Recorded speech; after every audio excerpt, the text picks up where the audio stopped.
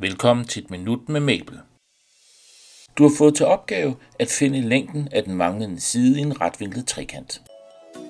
Du kan huske fra din undervisning, at du skal bruge Pythagoras' læresætning, der hedder a plus b er lig med c. I Mabel skriver vi fsolve, altså find løsningen, parentes og Pythagoras' læresætning og afslutter med parentes. Vi kender længden af a og b og sætter de to værdier ind på a's og b's plads. Vi slutter af med alt plus enter. Nu giver Mabel os to værdier at vælge mellem, en negativ og en positiv. Vi vælger den positive, for en længde kan ikke have en negativ værdi. Nu ved du, hvordan du finder længden af en side i en retvinklet trekant i Mabel, hvis du kender længden af de to andre sider. Vi slutter af med at skrive konklusionen, det vil sige, at længden af siden i trekanten er 5.